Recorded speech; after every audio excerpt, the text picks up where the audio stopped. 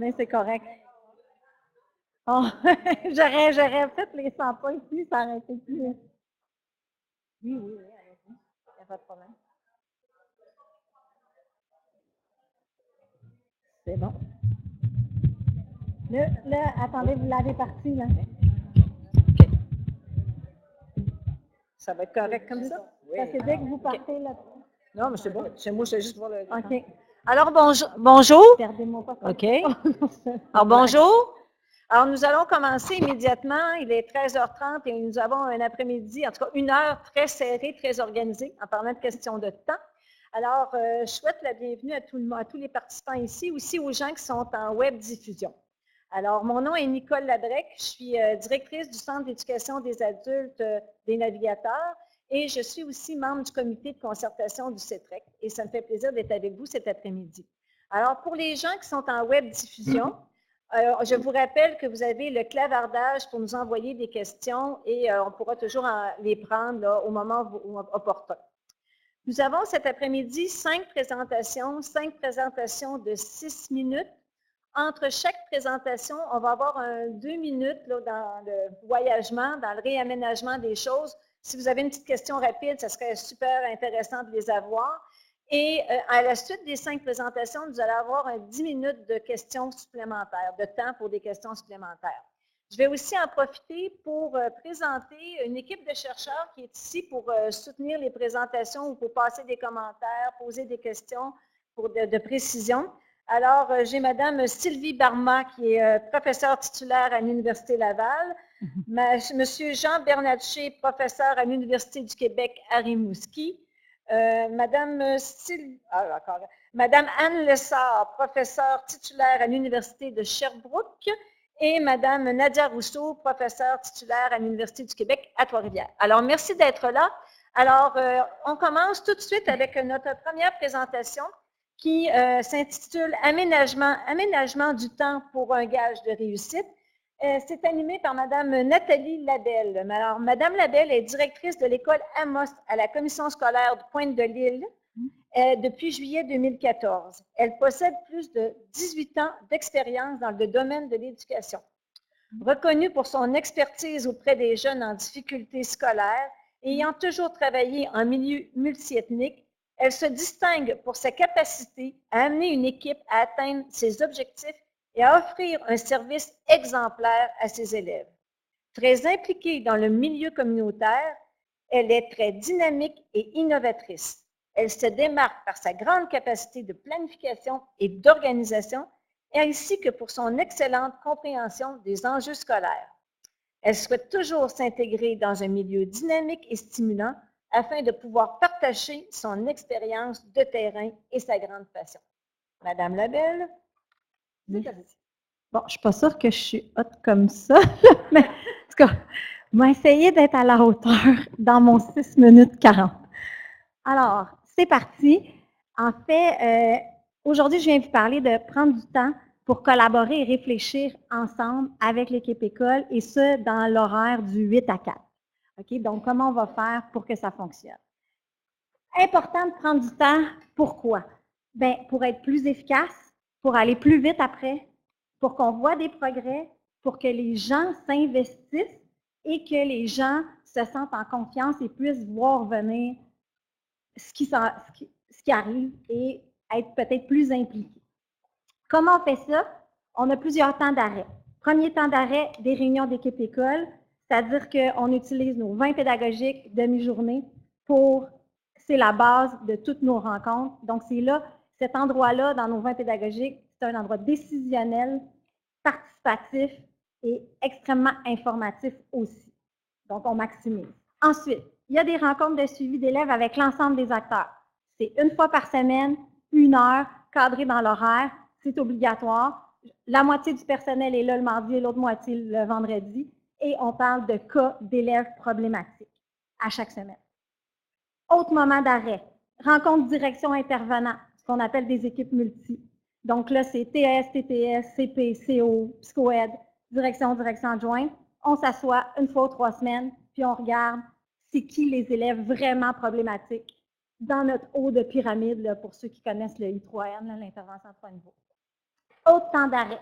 rencontre matière, enseignants, direction, conseiller pédagogique, on s'assoit au mois pour regarder nos statistiques, nos résultats, nos moyens, nos stratégies, les enjeux de notre matière et mettre en lien les enseignants ressources là-dedans.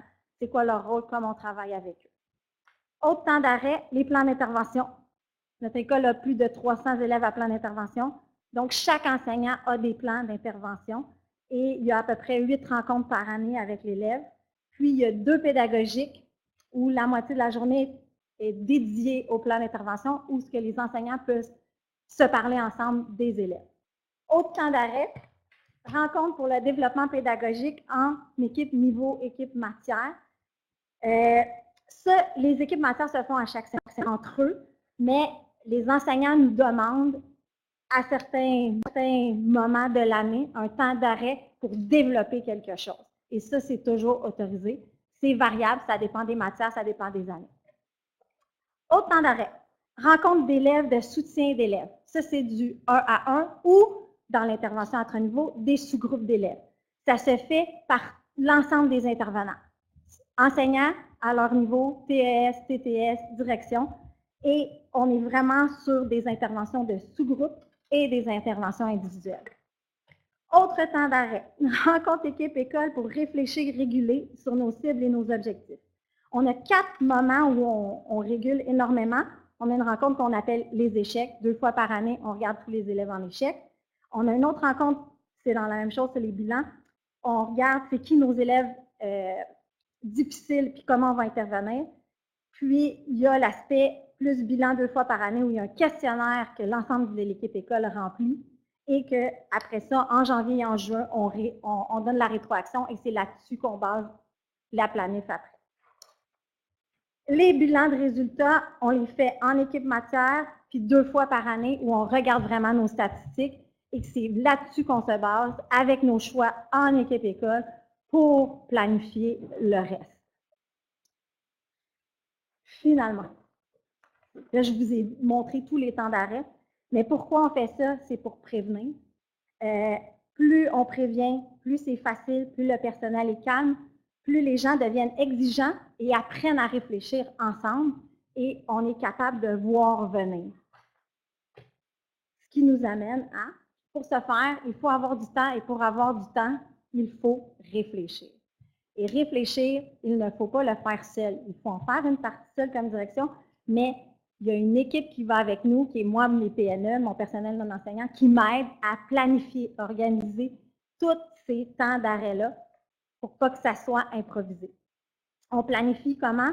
On part des idées de nos bilans, de ce qui a été sorti en équipe école et on amène les gens ailleurs, on leur présente après ça une planification et ça avec le personnel non enseignant qui participe à cette planif-là qu'on présente à l'équipe école. On organise l'ensemble des temps d'arrêt, on structure le temps et on rentre tout ça dans l'aspect tâches complémentaires des enseignants et on s'assure que la priorité, c'est le service à l'élève. L'école est là pour ça et tout est centré là-dessus. On fait peut-être moins de voyages, moins de ci, moins de ça, mais nos élèves réussissent. L'important, tout part du chef d'orchestre et le chef d'orchestre, il est là pour rassembler, avoir un consensus, puis appliquer les décisions et les choix qui sont pris dans toutes ces rencontres-là. Puis ça, des fois, c'est difficile de garder le cap, mais ça, c'est notre rôle. Et l'autre aspect du chef d'orchestre qui est important, c'est d'animer. Animer, faire participer les gens. Comment je fais participer les silencieux? Donc, tout ça rentre dans la planif pour trouver des façons de faire qui ne sont pas improvisées, qui vont faire que les gens vont s'engager. Et l'enseignement stratégique est très utile à ce niveau-là. On est un modèle pour les enseignants. L'autre aspect, c'est vraiment compiler, analyser les résultats. Ce qu'on développe, c'est une habileté à travailler avec les résultats, une habileté à travailler avec les données et faire en sorte que ça devienne dans notre discours quotidien, dans l'ensemble de nos temps d'arrêt. Finalement, appliquer, essayer les résultats de nos réflexions, c'est se mettre en danger puis c'est innover. Fait qu'une équipe, ça doit apprendre à se mettre en danger, à se faire confiance et la direction est le moteur de cette créativité-là et le chien de garde de ces objectifs-là. Voilà. Merci, Mme Labelle. Vous êtes rentrée dans votre temps. Est-ce que quelqu'un aurait une question? Oui, Madame. Oh, excusez. On a Madame Rousseau. Alors, question, commentaire. Oui. Merci, Madame Labelle, pour votre présentation. 6 minutes et demie, top chrono. Je suis quasiment essoufflée. Oui, bien moi aussi, mais j'ai réussi. Je voulais vous dire d'une très intéressant les éléments que vous avez mis en évidence au niveau du temps école. Et ce que je comprenais derrière ce que vous dites, il y avait comme 3 choses. De un leadership d'une direction d'école, mais qui n'est pas juste administratif, mais qui est aussi très pédagogique, créer des occasions et des moments pour parler pédagogie, parler apprentissage, parler réussite. Alors, je tiens à le souligner. Même chose aussi pour toute la de la diversité de temps d'arrêt, mais avec une diversité d'acteurs. Alors, dans le message que vous envoyez, on voit aussi qu'on n'est pas qu'entre enseignants ou qu'entre professionnels, mais qu'on crée des occasions d'échanger avec des perspectives différentes, des expériences différentes. Et j'aimerais ça vous entendre. En fait, j'ai 2 questions, mais sûrement qu'il faudra répondre à juste une de ces 2-là pour laisser du temps pour les autres. C'est la dame ici. Mais la question que je vais vous poser, puis l'autre qu'on aura en poche si les gens demandent de verbes, dans quelle mesure ce que vous avez mis en place dans l'école contribue au développement du sentiment d'efficacité des enseignants? Qu'est-ce que vous avez pu voir comme trace de ça? Est-ce qu'il y a un processus de co-formation? Qu'est-ce qui se passe du côté des enseignants? Et l'autre question vacante, si jamais on manque de questions, vous avez parlé de 8 rencontres par année pour le plan d'intervention. Et encore une fois, c'est un champ de recherche qui m'interpelle beaucoup et qui est souvent malmené. Alors, j'étais vraiment curieuse de voir comment se passaient ces rencontres-là, qui y participaient et quelle stratégie vous aviez utilisée pour mettre ça au cœur des pratiques dans votre école. J'espère pouvoir répondre à la deuxième aussi. Bon, en fait, la première, clairement au niveau des enseignants, bien pas juste des enseignants, mais au niveau des enseignants, il y a un gros mentorat qui se fait parce qu'on est quand même, juste pour vous situer, on est une petite école. On a peut-être 950 élèves différents dans l'année. C'est du 16-20 ans, donc on est avec une catégorie d'élèves tout deuxième cycle du secondaire et on est une école à sanction. Donc, on doit les amener idéalement vers une diplomation dans un délai assez rapproché. On a jusqu'à 20 ans. Donc, ce que ça l'amène chez les enseignants, c'est que vu que c'est par semestre, ça va vite la matière. Donc, l'enseignant doit s'adapter rapidement, les nouveaux. Et il y a une culture d'école qu'on a décidé de mettre des choses qu'on appelle un peu dans les murs. Donc, le nouvel enseignant est automatiquement pris en charge par un ancien enseignant en mentorat et aussi automatiquement pris en charge par l'équipe matière. Et c'est pour ça qu'on a autant de soutien au niveau de la matière, au niveau pédagogique, parce que sinon, enseigner un mathématique de secondaire 4 dans un délai de 4 mois et demi, passer 150 heures dans le programme et amener 80% d'élèves en réussite, alors qu'ils ont tous échoué une fois le cours, ça amène une difficulté supplémentaire. Et les pratiques de nos enseignants qui sont gagnants, le nouvel enseignant doit s'en imprégner et ça a conscientisé les enseignants avec de l'expérience à être capable d'expliquer ce qu'ils font, comment ils le font et pourquoi ils le font de cette façon-là. Et ça, pour nous, c'est notre plus grande expertise. Et l'enseignant qui arrive, la première chose qu'on lui dit, c'est « Tu ne fais pas comme à l'école secondaire, ça n'a pas fonctionné. » Donc, tu n'as pas le choix. Oui, tu enseignes le même programme, mais il va falloir le faire différemment, avec une façon, une lunette, de voir l'élève d'une façon différente et de voir ses difficultés d'une façon différente. Madame Labelle, je pense qu'on va garder votre deuxième question. Je retiens que c'est concernant les plans d'intervention. Ça va vous donner le temps de préparer la réponse, je sais que vous connaissez déjà. Alors, on passerait à la deuxième présentation avec Madame Catherine Gélineau. Alors, c'est maintenir le cap sur la concertation. Alors, Mme Gélineau est directrice de l'école primaire Saint-Jean-Baptiste de la commission scolaire de la capitale. Elle détient un diplôme de 2e cycle en gestion scolaire et en gestion des établissements. Mme Gélineau a par ailleurs travaillé pendant 14 ans en adaptation scolaire à titre d'enseignante au préscolaire primaire et de conseillère pédagogique en milieu défavorisé et en milieu autochtone. Elle a été aussi coordonnatrice au service éducatif de la commission scolaire de Charlevoix et directrice adjointe, entre autres, dans des classes et des écoles spécialisées au niveau du spectre de l'autisme. Alors, Madame Gémineau, à vous. Merci. Est-ce qu'on m'entend bien? C'est bon. Donc, Charles Aznavour, dans sa chanson « Le temps », chantait « Le temps des crues, le temps des folies, le temps perdu, le temps de la vie. Le temps qui vient, jamais ne s'arrête, et je sais bien que la vie est faite. Du temps des uns et du temps des autres, le tien, le mien peut devenir nôtre. Le temps, le temps, le temps. » Alors bonjour, c'est un plaisir pour moi de venir vous partager aujourd'hui le modèle qui est mis en place. Ça va être à moi de changer les... J'ai prévu un petit temps. Normalement, il y a 20 secondes entre chaque de prévu, mais je peux le changer si jamais. Ça va être à moi de le changer. OK. Je fais comment? Comme ça. Voilà, OK. Bon, ben, je vais y aller à la mi-terme. Donc, c'est un plaisir pour moi de venir vous partager le modèle qui est en place à l'école Saint-Jean-Baptiste. Donc, dans le fond, je vais venir vous présenter le portrait de mon école, dresser l'historique de l'école qui a mené au modèle actuel, décrire le modèle qui a été mis en place avec ses avantages, ses inconvénients, exposer les prochaines étapes à franchir pour avoir un modèle optimal et rappeler les conditions gagnantes pour la mise en place d'un tel modèle. Au niveau, ça va demander de la... Tiens, le micro.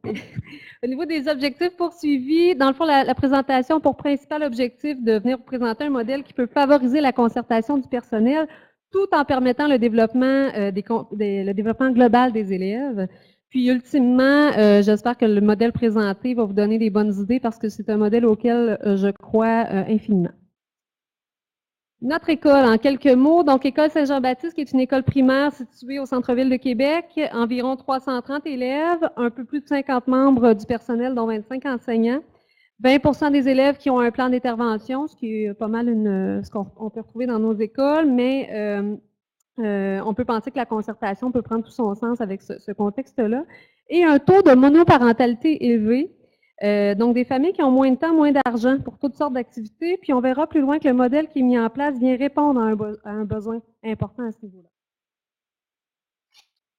Alors, avant l'arrivée de la réforme, on avait à l'école Saint-Jean-Baptiste quelques classes qui répondaient ou empruntaient le modèle de l'école alternative.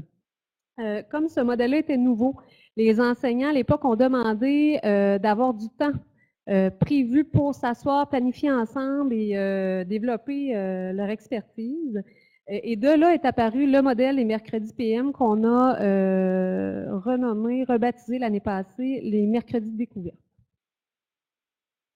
Alors, le modèle qui est en place depuis, qui n'a pas changé finalement depuis le tout début, avant les années 2000, c'est que tous les mercredis après-midi, les enfants ont congé de classe. Et à ce moment-là, c'est le service de garde qui prend le relais et qui vient animer des blocs d'activités. Donc, des blocs d'activités qui vont durer de 5 à 8 semaines. Et pendant ce temps-là, nos enseignants, notre personnel est libéré les mercredis après-midi pour pouvoir, en principe, se concerter. Pour vous donner une idée de l'horaire, donc, lundi, mardi, jeudi et vendredi, là, je vous donne des chiffres, 8h15 à 11h35 et 13h à 15h40. Les élèves ont des classes. Même chose pour le mercredi matin, 8h15 à 11h35. Et ensuite, le 2h30 du mercredi après-midi, où normalement les enfants devraient être à l'école, on répartit ce temps-là pour donner un 30 minutes par jour supplémentaire, du lundi au vendredi. Les avantages. Donc, à chaque année, la question est soulevée au niveau de l'équipe enseignante, à savoir si on reconduit ou non ce modèle-là pour des enjeux reliés à la tâche. Je vous en parlerai un petit peu plus loin. Donc, cette année, comme c'était ma deuxième année à Saint-Jean-Baptiste, j'ai administré aux enseignants une espèce de petit sondage pour essayer de relever justement ce qu'ils voyaient comme avantages ou inconvénients, puis pour bien comprendre ce qui se passait. Donc, certains avantages ont été relevés par les enseignants pour les élèves et d'autres pour les enseignants. Donc, pour les élèves, ce que les enseignants voient comme avantage, ils voient une plus-value au plan du développement global des enfants, des élèves plus motivés, permet aux élèves de vivre des réussites dans des sphères autres qu'académiques, permet aux élèves, en contexte de défavorisation, de bénéficier d'activités stimulantes et à moindre coût. Puis là, je fais le lien avec nos familles monoparentales ou en contexte de défavorisation qui ne peuvent pas nécessairement sortir le samedi avec les 4 enfants pour partir en ski. Au niveau des avantages que les membres du personnel, les enseignants voient pour eux, ils nomment avoir davantage de temps pour planifier, pour élaborer des projets, pour la conception de matériel, du temps de concertation, mais ce n'est pas ce qui ressort en premier, puis c'est ce que je veux que vous reteniez, c'est l'enjeu chez nous, et du temps d'arrêt précieux pour prendre du recul. Donc ça, c'est nommé quand même pour les enseignants qui trouvent que c'est un bon moment pour bouger. Bon, là, ça commence à jouer tout seul. En ce qui a trait aux inconvénients soulevés par les enseignants, on note un horaire plus chargé en fin de journée. Donc, ça fait des journées, veut pas, qui sont plus longues. Un manque de locaux pour travailler les mercredis après-midi parce que le service de garde partage des locaux avec les enseignants. Et, comme je vous disais tantôt, des enjeux reliés à la tâche parce que les mercredis après-midi, finalement, sont du temps assigné par la direction, donc du temps obligatoire. Et de là, on a des enseignants qui souhaiteraient prendre ce temps-là pour travailler de la maison ou refaire ce temps-là ailleurs dans la tâche, mais si ailleurs dans l'horaire, mais si on fait ça, on passe à côté de notre objectif de concertation. Donc, quand j'ai commencé à l'école Saint-Jean-Baptiste, l'an dernier, les enseignants voyaient pour principal avantage tout le volet du développement global des élèves. Quand je leur demandais pourquoi ça c'est en place, c'est ce qui ressortait. Puis c'est pas tant l'aspect concertation qui sortait. Donc ça m'a amené à réfléchir et à avoir un petit peu la raison d'être de ce modèle-là à l'école Saint-Jean-Baptiste, même si moi, intrinsèquement, je voyais un super rapport pour les élèves. C'est fou ce qu'on peut faire avec eux dans ces moments-là, mais un super moment aussi pour que notre équipe chemine. Il faut savoir qu'à l'école, à la commission scolaire de la capitale, on a des modèles semblables dans d'autres écoles, mais c'est souvent un mercredi sur 2 qui est libéré pour les enseignants en après-midi. Puis c'est souvent dans des contextes d'adaptation scolaire. Et j'ai pour mon dire qu'on n'a pas besoin d'être en contexte d'adaptation scolaire pour avoir du temps comme ça avec notre monde pour s'asseoir, réfléchir, puis être en résolution de problèmes. On sait que nos contextes se complexifient, donc on a tout avantage à profiter de ce temps-là.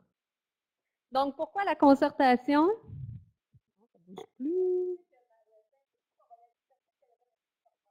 Ben, je vais sauter. Attendez, je suis capable de m'adapter. Alors, attendez-moi. Oui, c'est bon. Donc, les avantages de mon côté, ce que je vois, c'est sûr que les avantages qui ont été soulevés par l'équipe, je les vois aussi, mais ça permet, entre autres, une solution à la pénurie de suppléants qu'on a actuellement. Donc, pas besoin de libérer, c'est un atout majeur actuellement. Ça serait très complexe d'avoir des moments de concertation actuellement si on n'avait pas ces mercredis après-midi-là. Donc, ça vient aider. Au niveau des défis, maintenir le cap sur la concertation, c'était le titre du départ. Donc, on perd parfois cette intention-là. On a besoin de mobiliser davantage de personnel sur ce que la concertation peut apporter. Je n'ai pas pu vous nommer tout ce que j'ai ressorti de la recherche, mais combien d'avantages pour nos équipes. Dans les défis aussi, nécessité d'outiller le personnel quant à la façon de se concerter efficacement. Parce que là, ce qui se passe actuellement, on a des équipes qui peuvent se rassembler le mercredi après-midi, mais on n'est pas nécessairement sur des enjeux, des besoins exprimés. On est plus, on pourrait être plus efficace dans notre concertation. Donc, les prochaines étapes au niveau de notre école, ça va vraiment de mobiliser le personnel davantage au niveau de la plus-value de la concertation, analyser les tâches et l'horaire actuel. Il y a un bout à faire encore pour essayer d'aider.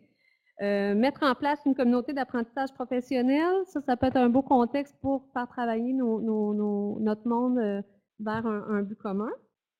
Et les conditions gagnantes. Donc, idéalement, à partir d'un besoin soulevé par l'équipe par rapport au manque de temps.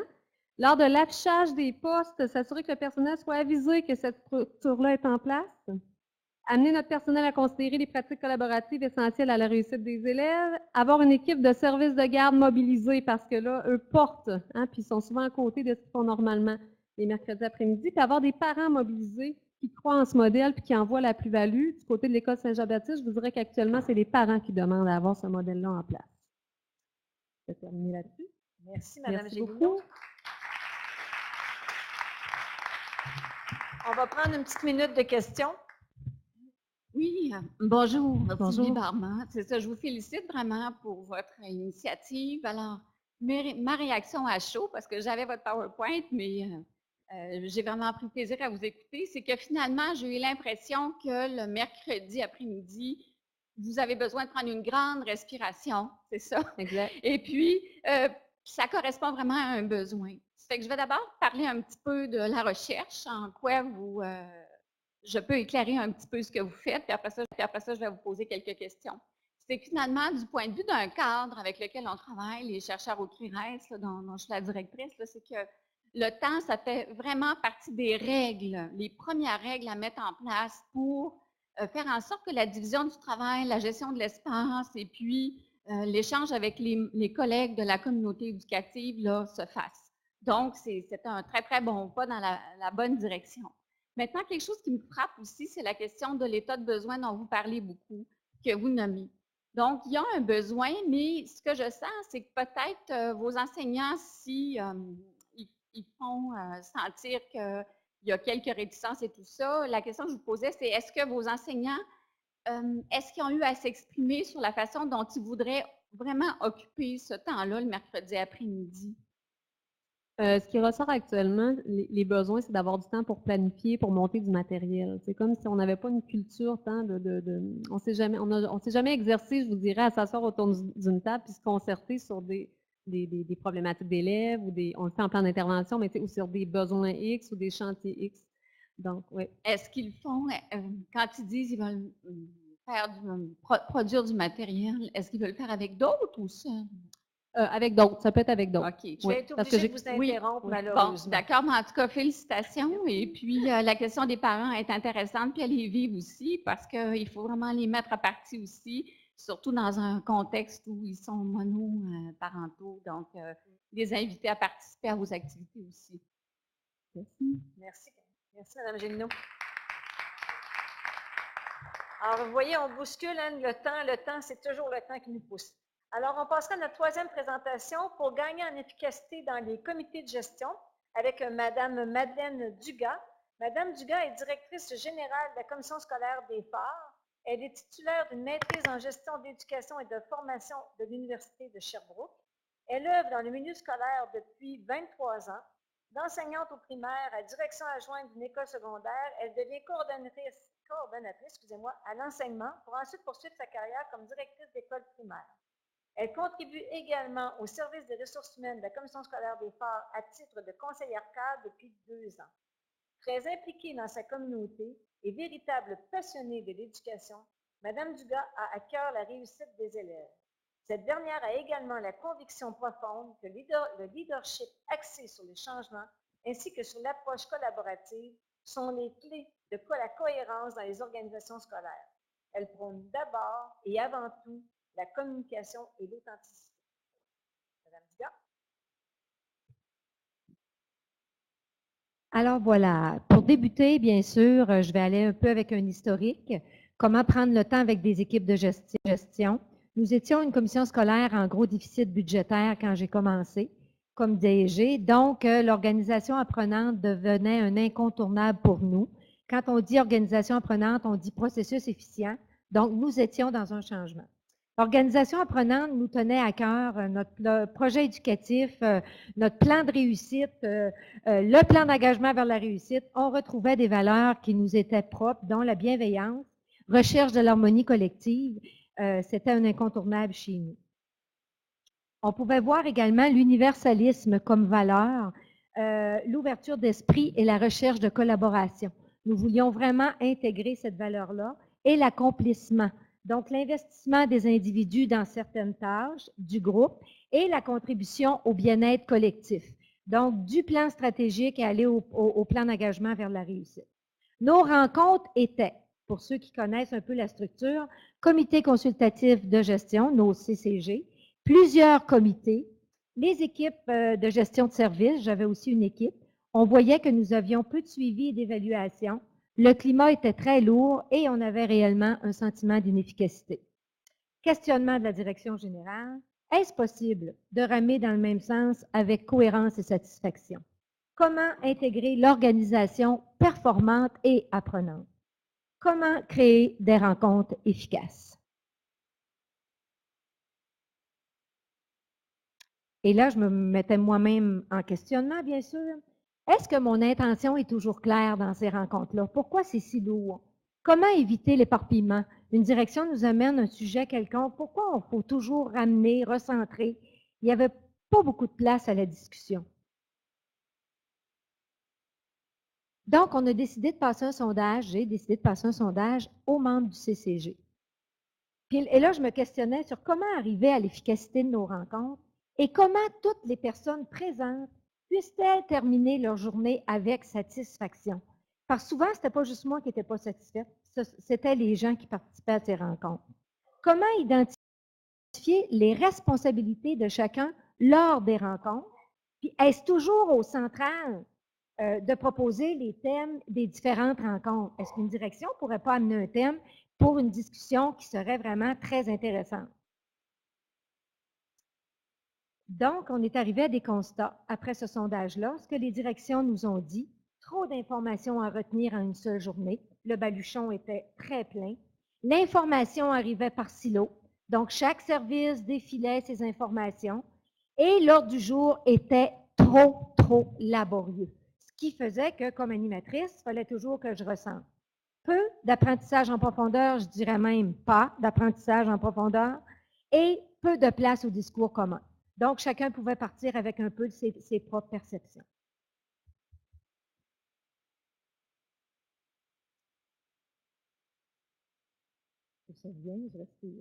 Par où commencer?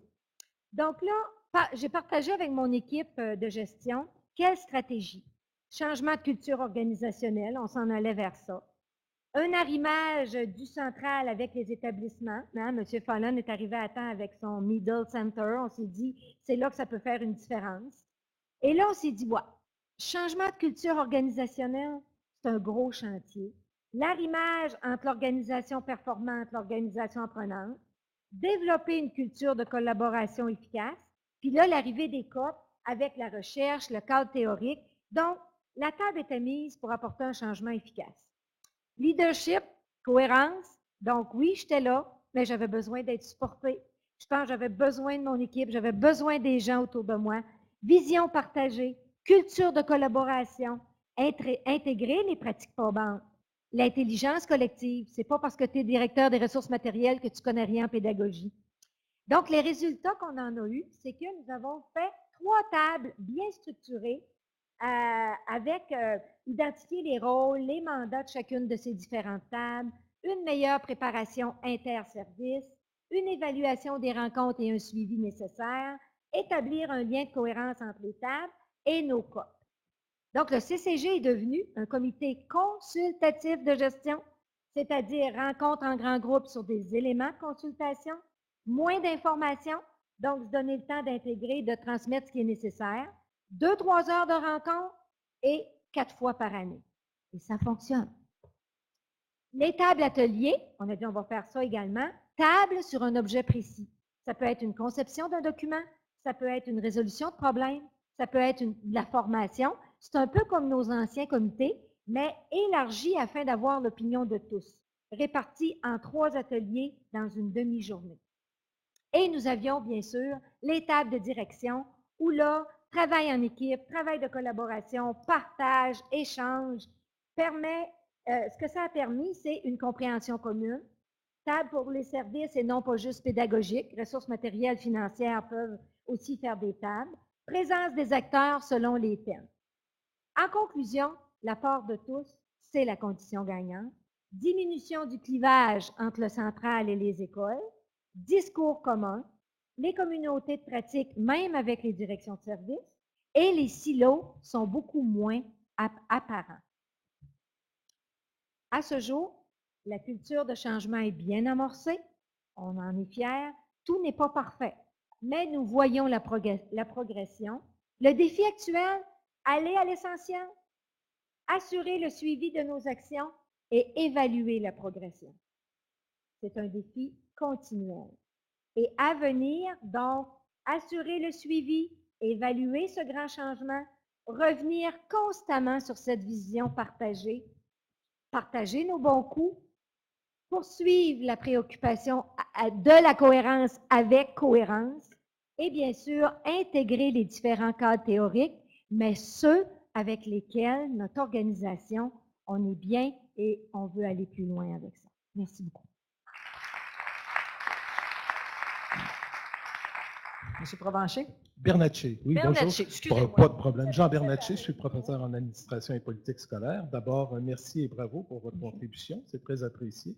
Moi, je suis spécialisé en administration scolaire, donc j'apprécie toujours quand il y a des présentations qui traitent ce thème-là. Par rapport à votre présentation, mais également par rapport à certaines autres présentations qu'on a eues jusqu'à aujourd'hui, si on peut faire le lien peut-être avec certains travaux, notamment je vois qu'on est beaucoup autour de la question du praticien réflexif, autour des travaux de chambre. Qu'est-ce que c'est? La réflexivité, ça joue un rôle important, un rôle majeur, déterminant dans le développement professionnel. Compter des années 90, donc professionnalisation de la profession enseignante, mais également celle de gestionnaire scolaire. La réflexivité, c'est en quelque sorte le fer de lance de la professionnalisation. C'est une manière de penser sa pratique, c'est une manière d'agir en pensant ce que l'on fait. Donc, votre action, notamment, en la formalisant également, ça contribue en quelque sorte au rôle de praticien réflexif. Donc, aussi en gestion scolaire, ce qu'on remarque souvent, c'est une forme de routinisation aussi qu'il faut essayer de transgresser à travers le temps aussi. Donc, habituellement, ce qu'on retrouve dans les écrits, c'est que ça peut être une bonne chose aussi de déstabiliser en quelque sorte notre auditoire. On peut utiliser différentes techniques, notamment en changeant de place, parce que les gens habituellement en réunion ont tendance à s'asseoir toujours aux mêmes places. Pour être prévisible également, surprendre. Par rapport à la gestion du temps, il y a qui est un instrument très important concernant l'efficience aussi. Il y a différentes pratiques qu'on peut voir dans des ouvrages très, très pratiques, des ouvrages génériques. Notamment, ce qui est apprécié dans les réunions, d'abord, c'est à l'ordre du jour, puis en discuter éventuellement. Ça peut être intéressant parce que la personne aura un temps pour chacun des points à l'ordre du jour, puis en discuter éventuellement. Ça peut être intéressant parce que la personne qui organise la réunion prévoit un certain temps, mais quand on en discute en réunion, bien, ça nous permet de voir les attentes des gens.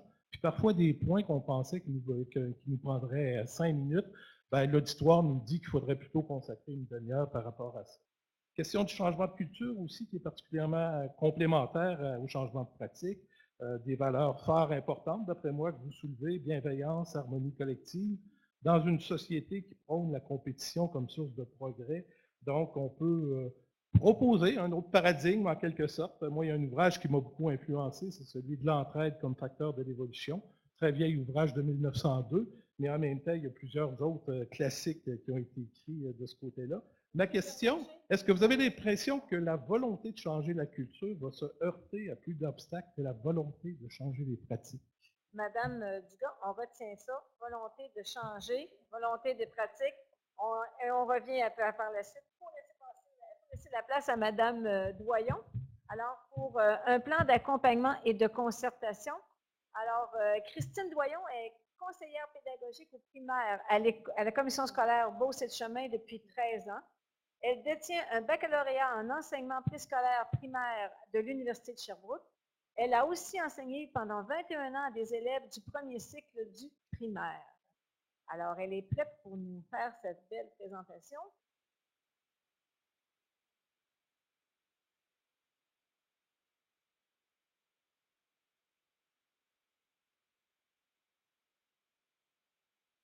Alors, bonjour. Le projet Soutien en première année s'est déroulé à la commission scolaire de la Beauce-et-Chemin pendant l'année 2017-2018. C'est un projet de 4 jours qui est né de la volonté d'aménager le temps et l'espace afin de permettre aux différents acteurs de la réussite des élèves de se concerter et de collaborer pour maximiser la planification des apprentissages et les mesures de remédiation liées aux premiers apprentissages. Dès 2016-2017, la CSDE avait fait du développement de la littératie et des premiers apprentissages une priorité. De avril à juin 2017, des sommes dédiées à des ressources additionnelles ont été ajoutées à toutes les classes de la première année de la CSDE. Et au même moment, il y avait l'implantation de classes maternelles à 4 ans en milieu défavorisé qui suggérait une réflexion sur le passage préscolaire primaire. Et en 2017-2018, le ministère procédait à l'ajout de ressources pour toutes les classes de première année. Alors, le projet Soutien en première année prévoyait du temps et un espace collaboratif afin d'assurer chez les élèves à risque une plus grande réussite. Il a permis une compréhension commune des enjeux liés aux premiers apprentissages et du modèle de la réponse à l'intervention, de même que la clarification des rôles respectifs dans l'application des différentes mesures ministérielles. Les 4 rencontres échelonnées pendant l'année concernaient environ 150 personnes accompagnées par 4 conseillères pédagogiques. La première et la troisième rencontre regroupaient l'ensemble des personnes concernées. À la deuxième rencontre, ces personnes étaient rencontrées par secteur et à la quatrième rencontre regroupait ces personnes soit dans leur école respective ou par secteur.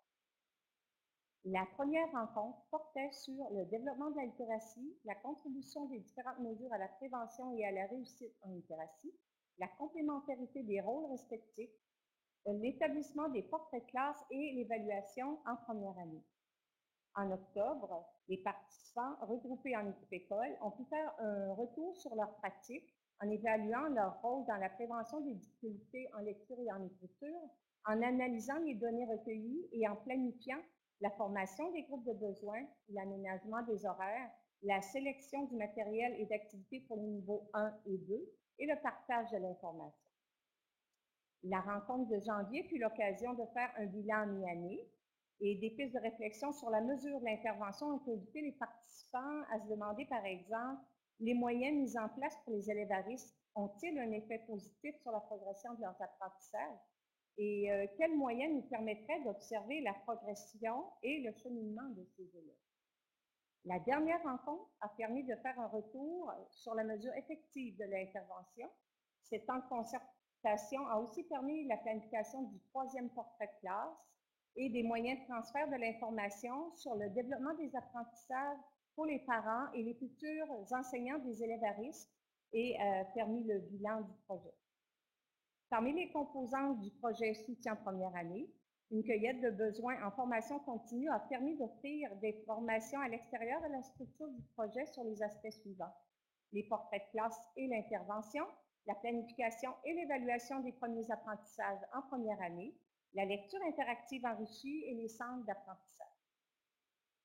Chacune des rencontres comportait aussi la présentation de capsules facultatives d'environ 45 à 50 minutes portant sur le site Abracadabra, les inférences, le vocabulaire, la mesure de l'intervention, la métacognition, l'entretien de lecture, l'exploitation des documentaires et la communication orale. La majeure partie du temps de rencontre faisait place à la collaboration et à la concertation en équipe école. Cet aménagement est apparu comme incontournable pour favoriser les changements de pratique et pour faciliter l'aménagement des horaires et calendriers, l'analyse de données, la formation des groupes de besoins, le choix d'activités pour l'intervention et le transfert de l'information pour assurer le pistage du progrès. Des référentiels et des cadres théoriques pour cerner et clarifier les enjeux des premiers apprentissages, des outils personnalisés et collaboratifs comme des grilles de portrait de classe et un carnet de bord de l'élève pour permettre de continuer de partager et de mesurer la portée des interventions des différents intervenants, de même que des sites web et des ressources utiles ont été partagés. Dans le but de faciliter la collaboration et le réseautage, ce projet proposait un lieu de partage des ressources et de documents sur le bureau virtuel de la CSDE et une page Facebook pour partager, s'informer et échanger. Un groupe d'envoi par courriel pour communiquer en dehors des rencontres formelles a aussi été constitué. De plus, afin d'ajuster l'offre aux besoins réels des participants, différents outils ont été utilisés. Par exemple, une cueillette de besoins de formation à la première rencontre, un sondage pour refléter le vécu du projet et cerner les besoins avant la 3e rencontre, des questionnaires de rétroaction et à chacune des rencontres et un bilan du projet. À la suite de ce projet, des retombées témoignant du succès ont pu être mesurées de façon tangible au niveau des équipes collaboratives. On a ainsi pu remarquer l'apparition d'une culture de collaboration et l'émergence de CAP axée sur l'atteinte de cibles pour les élèves à risque, des discussions de plus en plus centrées sur l'intervention en fonction des données des portraits de classe et de la mise en œuvre effective de la RAI. Des retombées positives au niveau individuel ont aussi été observées. Plus de rigueur dans la planification, une nouvelle réflexion sur le rôle de l'évaluation, de même que sur le choix de matériel pédagogique, une meilleure compréhension du développement de la littératie de 4 à 8 ans, ainsi que du modèle de la réponse à l'intervention. 4 rencontres de suivi en équipe école ont eu lieu cette année dans le but de supporter et d'accompagner les changements de pratique. Voici quelques gains observés. une plus grande considération pour le rythme du développement des premiers apprentissages, l'utilisation d'outils de portrait de classe dans la très grande majorité des classes de première année et une collaboration plus efficiente entre les différents intervenants. Et aussi quelques défis. Dans certains milieux, la coordination d'un grand nombre d'interventions et de leurs fonctions différentes pour un même groupe dans une même journée, les difficultés d'arrimage et planification des horaires, l'utilisation limitée des outils collaboratifs pour assurer le suivi des interventions et du pistage de travail. Merci, Mme Doyon. Alors, on aurait Mme Lessard. Oui, alors, moi, mon créneau de recherche, c'est le décrochage scolaire. Et puis, quand je vous entends parler, je veux juste dire, j'ai l'impression, comme Nadia disait tout à l'heure, que vous devez être essoufflé, parce que c'est comme quand on nous demande, nous, comme chercheurs, après 20 ans d'études, d'une affaire de raccourcir ça dans 6 minutes, c'est tout un défi. Fait que bravo pour l'ensemble de votre œuvre. Puis, en fait, je voulais juste vous féliciter vraiment pour l'utilisation parce que ce que vous faites, c'est vraiment comme d'appliquer la démarche scientifique, de toujours viser un objectif, puis après ça, d'évaluer, puis ainsi de suite. Notamment l'utilisation des portraits de classe, que moi j'appellerais évolutifs, là, au cours de l'année. Dans la prévention du décrochage scolaire, l'Institute for Educational Science aux États-Unis a donné comme 4 recommandations.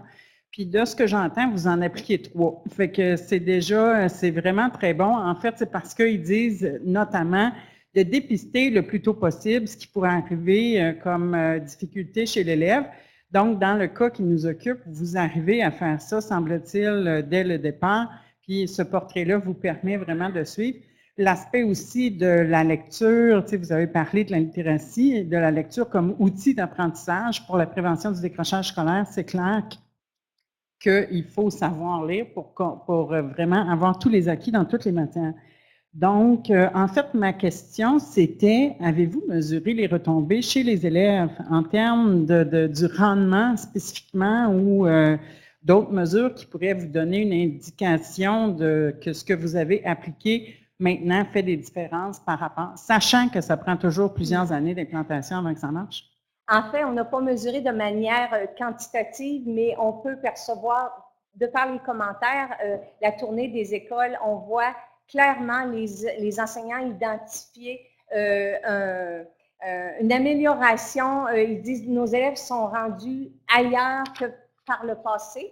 On est obligé de planifier autrement parce que les élèves apprennent beaucoup plus vite. Et les élèves à risque, on les rend verts. Nous autres, on parle des verts, jaunes et rouges, alors les jaunes deviennent verts. Alors, on ne l'a pas de manière quantitative. On aurait aimé le faire, puis se rendre jusqu'en deuxième année pour aller voir les enseignants de deuxième année qui reçoivent ces élèves-là, est-ce qu'ils perçoivent une différence? Mais on peut dire oui de manière pas scientifique. Madame Doyon, vous avez fait ça comme une grande. Merci. Alors, on va passer à notre dernière présentation, une présentation jumelée, dans le fond, qui s'intitule « Du plein air pour la collaboration ».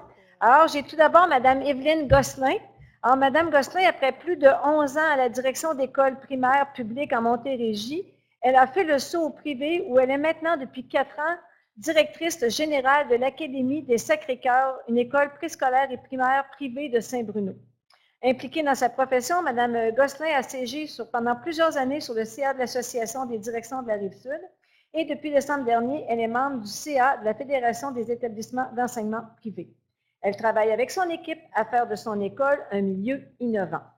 Se joint à elle, Mme Hippolyte. Alors, Mme Hippolyte a travaillé auparavant comme conseillère pédagogique en soutien aux enseignants dans leur pratique d'enseignement en permettant l'emphase des pratiques efficaces et innovantes. En début de carrière, elle a enseigné pendant une dizaine d'années avant d'avoir le privilège de faire du développement pédagogique à temps plein. Passionnée par la pédagogie et l'engagement au travail, Mme Pascale Hippolyte croit que l'émerveillement des tout-petits se cultive afin de protéger le plaisir d'apprendre. Mesdames? Oui. Je vais faire semblant que tout va bien. Donc, notre histoire commence avec 3 tailleurs de pierre qui travaillent en même temps au même endroit avec les mêmes outils. Un vieux monsieur passe par là et demande au premier tailleur ce qu'il fait. Le tailleur répond « Je taille des pierres et je les pose une par-dessus l'autre ». Passe au deuxième tailleur, il lui pose la même question « Qu'est-ce qu'il fait ?» Le deuxième tailleur répond « Je taille des pierres pour construire un mur ». Est-ce qu'on peut le remettre? Passe au troisième tailleur, pose la même question. Le troisième tailleur de pierre répond « Je taille des pierres pour bâtir une cathédrale ». Tout est une question de perspective. Ce PowerPoint-là a été fait avant les événements de lundi dernier, naturellement. Nous voulions permettre à nos enseignants, il y a quelques années, en entamant des démarches, de développer une perspective de type cathédrale. Nous voulions leur permettre d'avoir un pas de recul sur leur pratique professionnelle, de pouvoir compter les lunes, d'avoir un espace-temps pour l'amélioration continue de leur pratique professionnelle. Nous avons identifié nos priorités, notre finalité, et nous en sommes ressortis avec 2 mots, enfant et apprentissage. 2 mots qui sont indissociables dans une école. Comment faire en sorte que les élèves aient une expérience d'apprentissage de la plus haute qualité? Comment faire en sorte que les données de la recherche, plein de données de recherche qu'on a maintenant, comme les 4 piliers de l'apprentissage de Stanislas Dehaene, retombe pour de vrai dans les salles de classe et a un impact positif sur l'apprentissage des élèves. Nous voulions faire attention à l'attention des élèves. Nous voulions que les enseignants collaborent pour trouver des meilleures façons de faire en sorte, par exemple, de faire la rétroaction de façon plus rapide et précise auprès des élèves, de se questionner sur la place de l'erreur, de voir l'erreur comme une mine d'informations plutôt que comme une sanction. Nous savions que nous ne pouvions étirer le temps naturellement. Donc, nous avons regardé l'école dans sa globalité. Nous avons identifié les forces de chacun, reconnu que le service de garde était à son meilleur pour animer les récréations. Nous avons reconnu que la force de nos enseignants résidait dans leur pédagogie. Nous avons donc retiré les surveillances de récréation de la tâche des enseignants. Nous avons ajouté 10 minutes de temps d'enseignement par jour, 10 minutes par jour, 50 minutes par semaine, 100 minutes chaque 2 semaines, pour faire en sorte d'avoir un après-midi complet de temps de collaboration, justement, qui revient chaque 2 semaines au cours de l'année. Donc, la force de ça, c'est que c'est récurrent chaque 2 semaines, en plus des journées pédagogiques. Ça nous donne 20 demi-journées de travail où les enseignants peuvent collaborer, avoir de la formation, bref, avoir du temps pour leur développement professionnel. Alors, pour les enfants, nous avons instauré des après-midi plein air aux 2 semaines obligatoires. Lors de la mise en œuvre, il est important pour nous que ce soit des après-midi en plein air et non des après-midi de plein air, donc afin de toucher tous les types d'enfants et les intérêts des éducateurs qui les animent. Tous les enfants sont pris en charge par l'équipe du service de garde. Donc, depuis 2015, c'est des activités par cycle. Donc, c'est organisé, il n'y a pas de jeu libre. Donc, chacun des cycles a sa propre journée, le mardi, le mercredi ou le jeudi. Donc, premier cycle, deuxième cycle, troisième cycle. Donc, ces après-midi-là, il n'y a pas non plus de spécialité. La programmation est faite par saison et adaptée à tous les groupes d'enfants. À la différence des dîners et des récréations, le plein air permet à l'éducateur du temps pour créer des liens significatifs avec les élèves. Ce n'est pas toujours en intervention. Transmettre ses passions du sport, de l'art, de la cuisine, de la nature, être une personne de référence et à l'écoute des besoins des enfants, avoir des choix d'activités variés. Le plein air se fait beau temps, mauvais temps, donc il faut une grande adaptabilité en fonction de la température, mais surtout des activités écoles. Il faut avoir en plein air un plan B parce qu'on est presque continuellement en plan B. Les grosses pluies ou les froids extrêmes, où on met les élèves, il faut s'adapter aux saisons. S'il y a une grosse neige, on l'utilise, on va faire de la glissade sur tube, on joue dans le bois, sauf au printemps pour les jeunes pousses, on utilise tous les locaux que nous avons extérieurs qui ne sont pas classe. La pluie, on joue dehors. Avant d'arriver à destination, avant d'organiser un plein air satisfaisant, on a besoin d'un bon budget de départ et un budget annuel. Il faut du matériel différent de celui des récréations. a fallu penser à avoir une collation protéinée parce que jouer 2h30 dehors pour que les enfants aient de l'énergie, il faut du temps de planification pour nos éducateurs. Il faut réfléchir à la valeur ajoutée du plein air pour les enfants. Donc, il faut que ça soit différent de ce qu'ils font habituellement. Il faut du temps de planification et de soutien. Notre but était d'avoir du temps de qualité pour nos enseignants en concertation. Il fallait réapprendre aux enfants à jouer dehors dans la nature. Donc, c'est correct de jouer sous la pluie, apprendre à avoir des bottes de pluie. Ça a été dur pour les parents au début. Utiliser les ressources qui nous entourent, prendre soin de notre personnel et des enfants qui nous sont confiés. Merci beaucoup.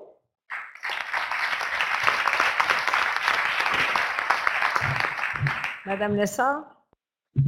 Oui, alors, en fait, moi, je regarde votre système, puis c'est drôle parce que différentes écoles ont récupéré des minutes pour faire différentes choses. Je trouve ça particulièrement intéressant que vous utilisiez les gens de votre service de garde pour dégager du temps pour les enseignants. Mais là, je me demandais vraiment, en fait, c'est parce qu'évidemment, on a toujours nos expériences passées, quelle est la formation qu'ont les éducateurs du service de garde, puis dans quelle mesure il y a eu un besoin je vais dire d'acclimatation, mais parce que pour eux aussi, ça représente un nouveau défi que d'animer ces groupes-là à l'extérieur pendant X nombre de temps.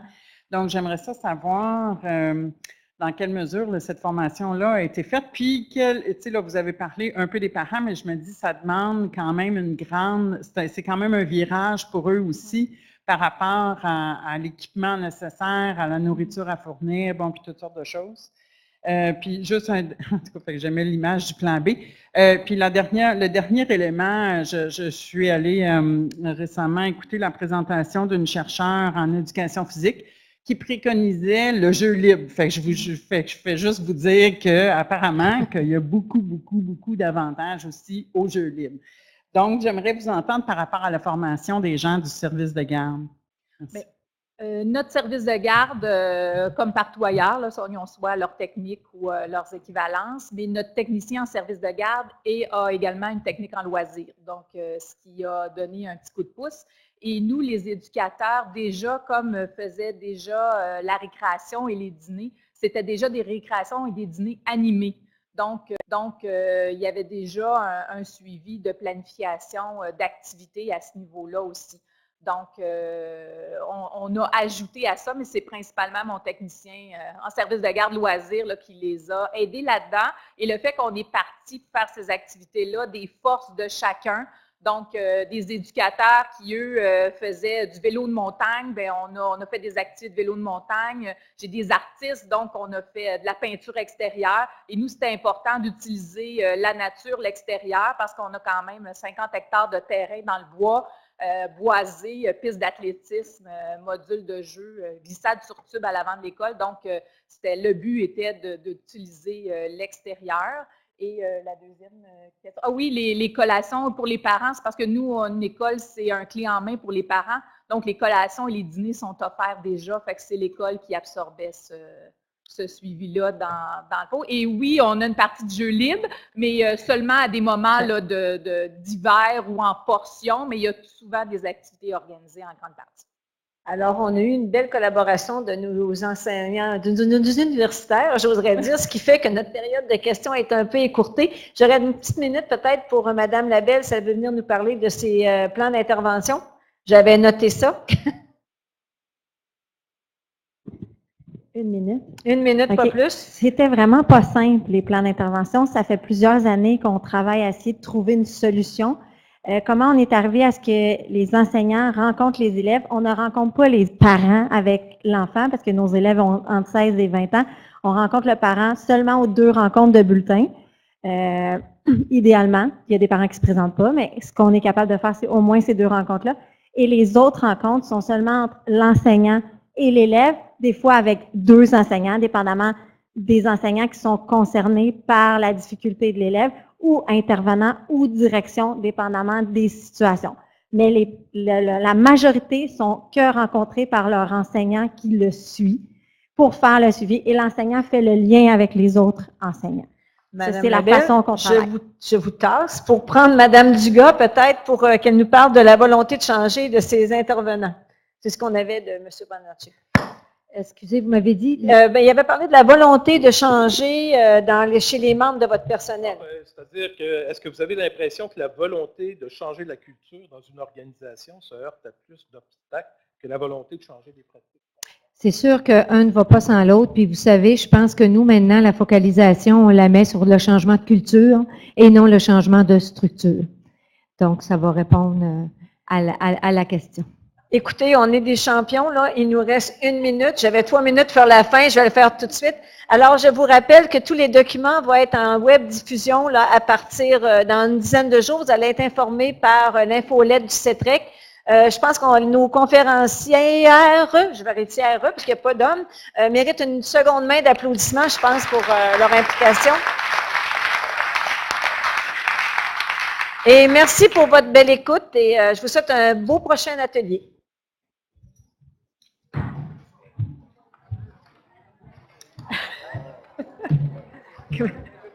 Ouais. Ben là, je me disais, là, on prend un petit peu, on récupère. Ah, oui. Non, ben non, ah ouais, t'es là. Oui, on en a dans un. C'était correct? Ah oui.